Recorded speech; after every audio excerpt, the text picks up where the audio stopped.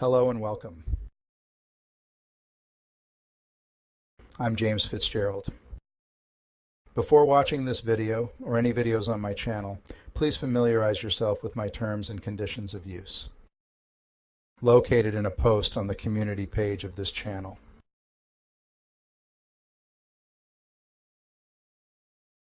Please allow me to mention something about doing this work with IFS.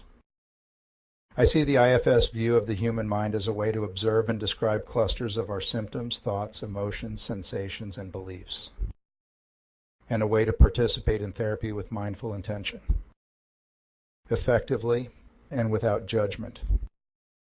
Naming a part of your subconscious mind, your inner critic, takes away its hold over you and empowers you to begin to take action to integrate this part of you so it will stop creating problems for you in the domains of school, work, friendships, relationships, family, and community, so you can reduce the bothersome symptoms and behaviors and function better in your daily life.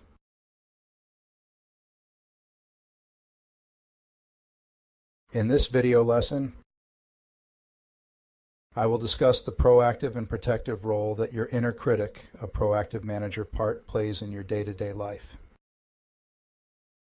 You will learn new information that can help you develop a new perspective on your inner psychology and personality.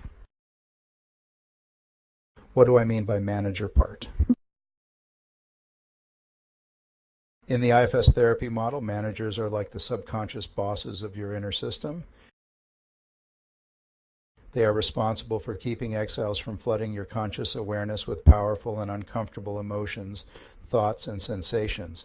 Exiles are the subconscious, younger, hurting, vulnerable, suppressed parts of your system. The inner critic keeps exiles, residing in your subconscious, suppressed, or out of your conscious awareness, by using strategies they learned in the past. This proactive and protective position and their use of strategies is their burden, but also their positive intent. In order to maintain this kind of internal and external control, some managers can adopt the kind of strategies used by a controlling, manipulating, insulting, demeaning, critical, and judgmental boss. Your inner critic is one of the most prevalent manager parts identified by clients working within the internal family systems model of therapy. Please watch my separate video outlining the strengths, limitations, benefits, and criticisms of the IFS therapy approach. The inner critic embodies our internalized critical and judgmental voices, often directing scrutiny both inwardly towards ourselves and outwardly towards others. The inner critic has a dual role, internalizing feelings of inadequacy and shame and projecting blame and insecurity onto external circumstances or people. Individuals who may be dominated by their inner critic frequently find fault in themselves, others, and the world at large. This part is characterized by a persistent sense of discontent, manifesting as complaining, restlessness, and a tendency to look down on most things, often embodying an extreme pessimism. The inner critic can get intensely frustrated when reality does not align with its lofty expectations or meet its stringent standards. This part can become intense and even vicious, employing harsh judgments not only towards others but also towards ourselves. It may attempt to reshape and reframe the objective shared reality narrative to conform to an unrealistic ideal it desires. The tactics used by the inner critic include negativity, nagging, nitpicking, and personal character assaults. Common thoughts it might think are, no one likes us, we're unlovable. We're not good enough, we're worthless. We're just going to fail again, why bother? We're not able to do this, it's too difficult. Such internal dialogue is often aggressive and demeaning, eroding our self-esteem and fostering a negative self-image. Furthermore, the inner critic may utilize various forms of prejudice as a means of making us feel acceptable, included, safe, and important. Depending on our system's current level of self-energy and the amount of our core compassionate and curious state of awareness, the inner critic might outwardly express biases such as racism, sexism, homophobia, transphobia, misogyny, xenophobia, ageism, classism, or ableism. It's important to recognize that while these manifestations are harmful, the underlying intent of this part is often to protect us in some misguided way.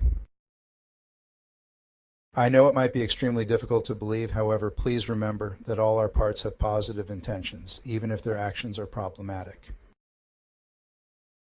Allow me to share my professional and personal stance on these issues. I believe that while intent matters to ourselves, it does not mitigate the impact of one's actions on others.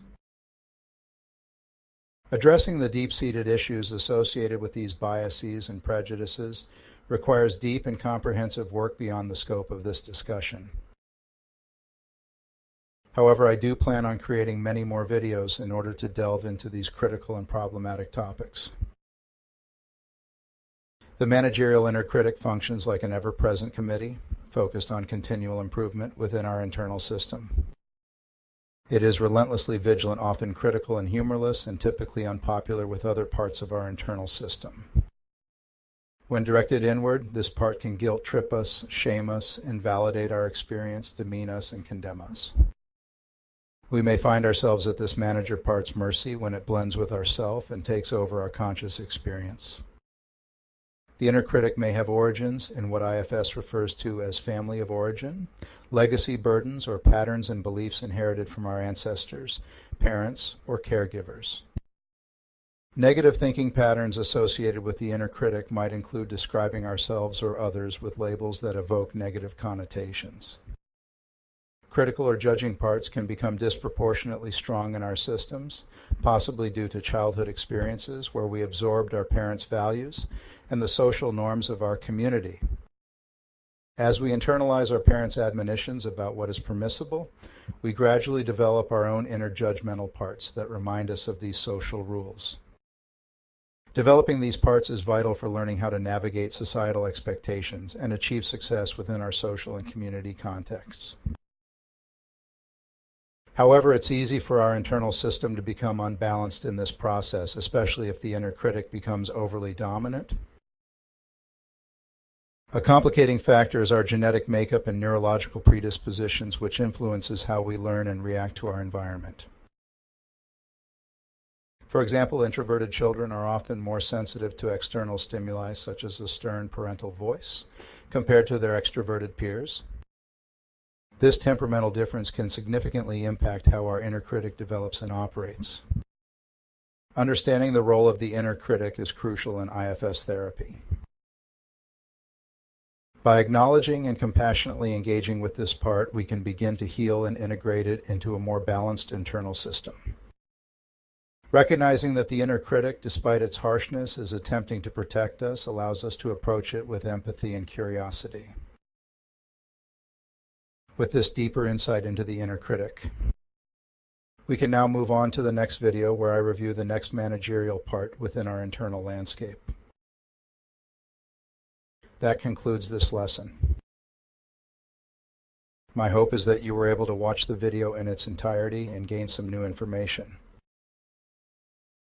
It's important to remember that these roles taken on by parts are not you, the self. They are not bad or good or right or wrong. If you're doing IFS, self-therapy, or parts work, parts should be welcomed and appreciated with compassion and curiosity for their positive intentions,